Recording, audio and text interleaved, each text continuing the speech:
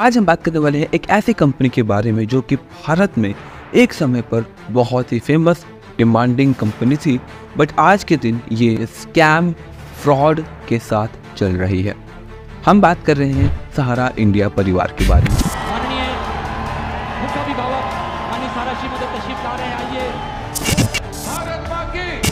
Sahara boss Subrata Roy, one of India's leading business tycoons, is in a bit of trouble. In fact, that's an understatement. He has been systematically circumventing, violating the law. Small towns of the Hindi heartland, and our reporters would find those like Indu, who have trusted Sahara with their meager earnings. Sahara India परिवार भारत के बहुत सारे परिवारों को झूठी दिलासा देकर, झूठे वादे देकर उन्हें लूट कर चली गई और उसके बाद ये स्कैम बन गया one of the biggest scam of India. तो चलिए इस स्कैम की कहानी को हम डिटेल में जानते हैं।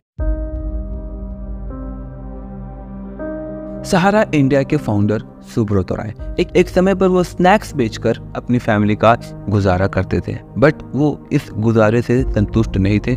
उन्हें बहुत सारा पैसा चाहिए था एंड उस पैसे को पाने के लिए उन्होंने कुछ तरकीबें निकाली एंड वो थी gap of banking in between the middle class और the lower middle class families, just like farmers जो कि रेगुलरली इनकम करते हैं और मंथ एंड तक उनका पैसा खत्म हो जाता है। लोगों को कहा कि भैया आप दिन की 1 रुपये दो या फिर 100 रुपये या फिर 50 रुपये या फिर आपसे जितना ज़्यादा हो सकता है आप इन्वेस्ट करो for your safety and security plus for your families safety.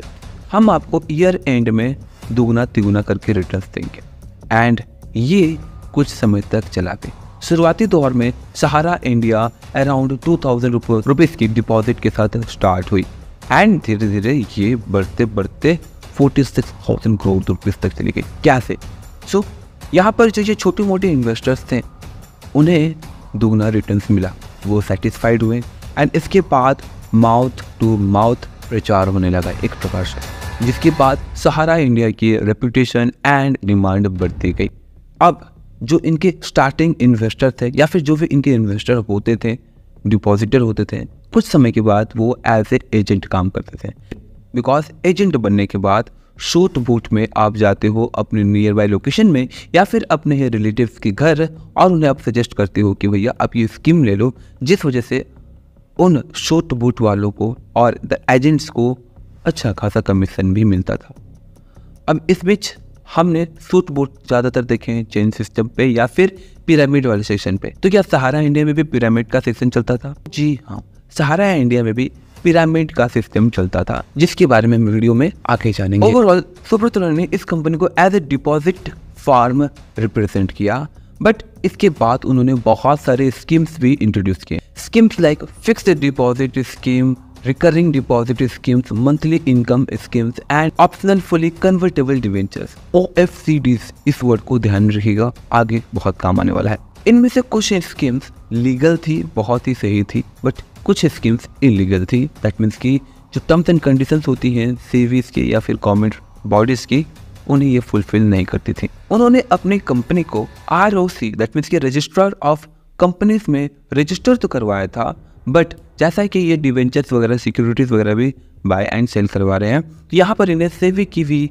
Registration लेनी होती है, बट इन्होंने सेबी से परमिशन नहीं ली। सेबी दैट मीन्स कि security exchange board of India एक ऐसी बॉडी है जो कि ध्यान रखती है इन्वेस्टर्स का क्या पैसा इनका सेफ है या नहीं, जस्ट लाइक सिक्योरिटी। अब सुब्रत राय ने अपने जमा किए गए पैसों को अलग अलग सेक्टर्स में इन्वेस्ट किया, जिस वजह से इन्वेस्टर्स को बड़ा रिटर्न्स भी दिया गया। उन्होंने सहारा ब्रांड का भी बढ़ावा दिया, जहां पर उन्होंने अपने आप को एक ट्रस्टवर्थी और इज्जतदार ब्रांड की तरह दिखाया। रियल एस्टेट में उन्होंने सहारा सिटी होम्स और MB वैली जैसे प्रोजेक्ट्स को लॉन्च किया। मीडिया में उन्होंने सहारा समय और सहारा वन जैसे चैनल्स को शुरू किया। हॉस्पिटैलिटी में उन्होंने सहारा स्टार, ग्रोसवेनर हाउस जैसे होटल्स खरीदे और स्पोर्ट्स में अगर देखें तो इंडियन क्रिकेट टीम और फार्मूला 1 टीम को भी इन्होंने स्पॉन्सर किया था। आपको वो जर्सी याद होगी, इंडियन जर्सी, जी हाँ, सहारा इंडिया जर्सी। सुब्रत राय ने अपने आप को सहारा श्री के नाम से बुलवाया, लोगों को अपना परिवार समझे जो भी इनके स्कीम्स में इन्वेस्ट करते थे। उन्होंने कई सेलिब्रिटीज, पॉलिटिशियंस और क्रिकेटर्स को अपने साथ जोड़ा और उन्हें अपने इवेंट्स में बुलाया करते थे। उन्होंने लोगों को दिखाया कि वो एक सेल्फ मेड टाइकून है जो अपने इन्वेस्टर्स के लिए कुछ भी कर सकते हैं। अल्टीमेटली हर एक स्कैमर एक न एक दिन एक्सपोज हो ही जाता है। सुब्रत रॉय का भी ऐसा ही हुआ। उनकी कंपनी की असलियत 2011 में सामने आई जब एक सीए ने सेबी को कंप्लेन किया कि सहारा की दो कंपनीज, सहारा इंडिया रियल एस्टेट कॉर्पोरेशन और सहारा हाउसिंग इन्वेस्टमेंट कॉर्पोरेशन, दोनों कंपनियां OFCDs इशू करके लोगों से 24,000 करोड़ रुपए इकट्ठे किए हैं, लेकिन इसके बारे में कोई साफ जानकारी नहीं थी। सेबी ने इस मैटर को बहुत सीरियसली लिया और इन्वेस्टिगेशन शुरू कर दी। सेबी ने पता लगाया कि सहारा कंपनी ने OFCDs को इशू करके बहुत ज्यादा पैसा राइज कर लिया है, लेकिन कंपनी ने उसके बारे में क्लियर जानकारी नहीं दी। जब सहारा इंडिया से अपना बैलेंस शीट और इन्वेस्टर लिस्ट मांगी गई उन दो कंपनीज के थ्रू से जो कि OFCDs इशू कर रहे थे, तो सुब्रत रॉय ने अपने बैलेंस शीट और इन्वेस्टर लिस्ट भी नहीं दिखाया। लोगों को झूठे वादों से लुभाया और उनका पैसा चुरा लिया। उसने कहा कि उसका पैसा सिर्फ उसके परिवार के लोगों से आता है जो उसके एजेंट्स के थ्रू इन्वेस्ट करते हैं। लेकिन सेबी ने कहा कि उसके OFCDs सिक्योरिटीज मार्केट में आते हैं और उन्हें इशू करने के लिए उसे सेबी की परमिशन लेनी चाहिए। बट सेबी के इतने सारे पॉइंट्स हाईलाइट करने के बाद भी सुब्रत रॉय ने उनके पॉइंट्स को इग्नोर किया एंड हल्के में ले लिया, बल्कि सेबी को गुमराह करने के लिए बहुत सारी कोशिशें की। सेबी ने सुब्रत रॉय को ऑर्डर दिया कि वो OFCDs इशूज करना बंद करें और उन इन्वेस्टर्स को रिफंड करें जिन्होंने इनमें इन्वेस्ट किया था, लेकिन सुब्रत रॉय ने इस ऑर्डर को नहीं माना। एंड उसके बाद 2012 में सुब्रत रॉय ने अपनी कंपनी की बचाव में कोर्ट में अपील की, लेकिन उसकी अपील रिजेक्ट हो गई।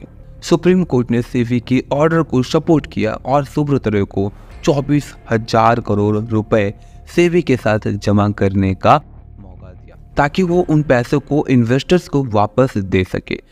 लेकिन सुब्रत रॉय ने सेबी को कंफ्यूज करने के लिए, परेशान करने के लिए 128 ट्रक्स, 128 ट्रकों में भरकर मल्टीपल सब डॉक्यूमेंट्स भेजे of their investors. But Subrata Roy ने सेबी को हल्के में ले लिया था एंड सेबी इस मुद्दे को लेकर बहुत ही सीरियस थी। उन्होंने ईच एंड एवरी डॉक्यूमेंट को वेरीफाई किया, चेक किया, जिससे मालूम पड़ा कि बहुत सारे डॉक्यूमेंट फेक हैं, फॉल्स एड्रेस के साथ बनाए गए हैं। इतने सारे ट्रक्स में से अराउंड थाउजेंड्स ऑफ इन्वेस्टर्स का ही मैच कर पाया रिपोर्ट। इन सब के बावजूद सुब्रत रॉय ने सुप्रीम कोर्ट के ऑर्डर का भी पालन नहीं किया और बहाने बनाने लगे। उसने कहा कि उसके पास इतना पैसा नहीं है और उसने ज़्यादातर इन्वेस्टर्स को रिफंड कर दिया है। लेकिन जब सेबी ने उससे सबूत मांगा तो उसने कुछ भी नहीं दिखाया। उसने सिर्फ कुछ नकली डॉक्यूमेंट्स और बाउंस हो जाने वाले चेक्स दिए। ओवरऑल अगर देखा जाए तो उसने सेबी और सुप्रीम कोर्ट के साथ ऑलमोस्ट मजाक किया।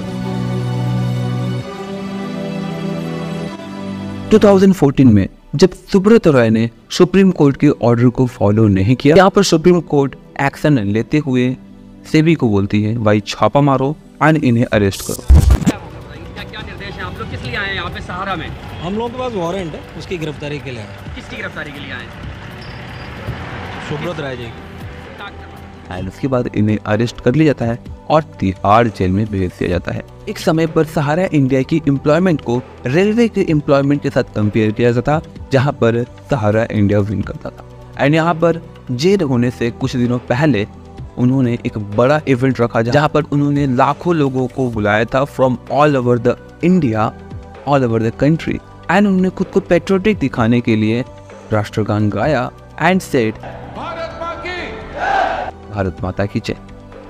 एंड इससे उन्हें लगा कि सारे के सारे लोग जो हैं इनके सपोर्ट में आ जाएंगे क्योंकि ये पेट्रियोटिक दिख रहे हैं, बट ऐसा कुछ हुआ नहीं। अल्टीमेटली इन्हें तिहाड़ जेल में जाना पड़ा। एंड उसके बाद कुछ समय तक ये जेल में थे, बट बड़े लोग, भले ही इसने स्कैम करके पैसा कमा लिया, बट पैसे इसने कमा लिए। 2016 में वापस ये बेल में आते हैं, बाहर आते हैं। रीज़न उनकी माता जी का देहांत हो चुका था। अब यहाँ पर अगर देखा जाए, हम और आप जैसे अगर कोई एक कॉमन व्यक्ति होता, इतने बड़े स्कैम के बाद ना 2 से 3 दिन के लिए माता जी के लिए जो भी रिचुअल्स होते हैं उसे फॉलो करने के बाद वापस आपको उठा कर ले जाएंगे। बट यहाँ पर सुब्रत रॉय हम जैसे कॉमन लोगों का 1 रुपये, 100 रुपये या फिर 1000 रुपये फंड्स कलेक्ट करके स्कैम करने के बाद बाहर आने के बाद अब एक और कंपनी उन्होंने स्टार्ट की है इलेक्ट्रिक व्हीकल्स के ऊपर। आखिर उनके पास अगेन ये पैसा कहाँ से आया? No one asking that. 24,000 crore रुपए तो सिर्फ और सिर्फ OFCDs के थ्रू से इशू किया गया था। इसके अलावा इनके और भी बहुत सारे स्कीम्स थी। ओवरऑल $8 बिलियन का ये स्कैम था। एंड पता है आपको टोटल कितना अब तक रिफंड हुआ? मात्र 138 करोड़ रुपए। Just compare the number. अभी बीच का पैसा कहाँ गया? कुछ पैसे अभी भी CV के पास हैं अराउंड 1000 करोड़। वो इसलिए बिकॉज जो इन्वेस्टर्स थे उनके पास प्रॉपर प्रूफ नहीं है कि भाई किसने इन्वेस्ट किया था किसने नहीं। मे भी यहाँ पर हो सकता है बहुत सारे पॉलिटिशियंस का भी पैसा हो जो कि फंस चुका है। आपको क्या सीख मिलती है? यही कि इन्वेस्ट करने से पहले आपको अच्छे से रिसर्च कर लेना चाहिए कि आखिर आपका पैसा जा कहाँ रहा है एंड उस पैसे का यूज, ताकि आप हाई रिटर्न्स को देख करके बस यहाँ पर फंस ना जाए। जैसा कि बहुत सारे around 13 crore investors of India lose किए हैं पैसे। आप ना लूज करो, बिकॉज अनरियलिस्टिक रिटर्न्स देने वाले बहुत सारी कंपनीज आपको यहाँ पर कॉन्फिडेंटली आकर के गारंटी देगी, but you have to trust your research. आपको अपनी रिसर्च पर बिलीव करना चाहिए, ताकि वो झूठ बोलने वाले कॉन्फिडेंट पर्सन्स पर। बिकॉज हमारा पैसा हमारा फ्यूचर है, इसलिए उसका सही उपयोग करना हमें सीखना चाहिए।